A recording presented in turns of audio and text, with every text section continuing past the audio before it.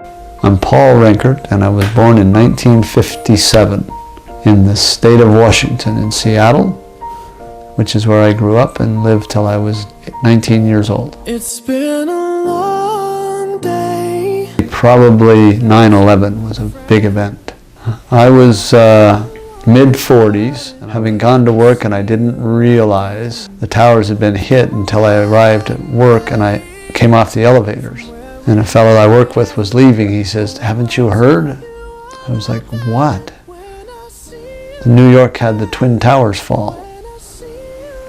And it was just kind of surreal that that would have happened. And when the video started coming in, or the TV feeds, it was unbelievable.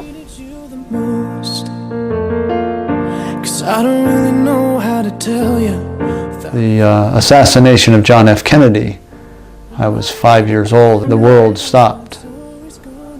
The sorrow and the attitude of the people were very somber. It was a very transitional point in American history. And that was as we were entering the war years. Without you, my friend. It really wasn't until the late 1990s that it began to settle in big. You know, I can't recall when I first worked with computers. It was probably in the early mid-1990s. I was working in the investment world, and we had stock quote machines, but still weren't working off computers. But they were computers, but not the availability in the laptops that are today. You had a central station, and you worked on that computer, and then you went home. You didn't access it again, only at work.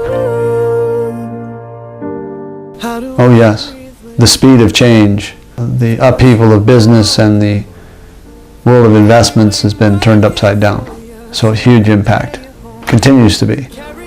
Things that we know today, or companies we see today, will be obsolete in 5 years. Companies that have been around for 100 years have become obsolete with the turn of technology.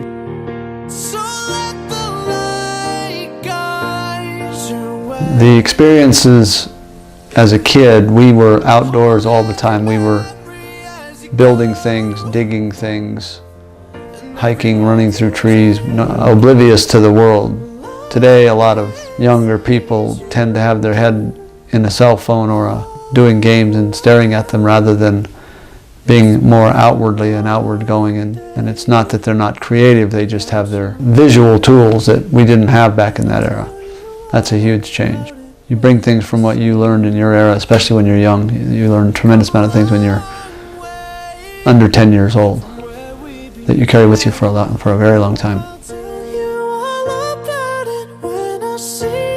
It's inevitable. It's change. Man changes.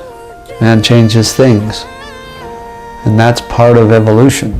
If God didn't give you a brain, then what would have happened? We would all be little creatures doing habits, but we're not. We invent and create and change.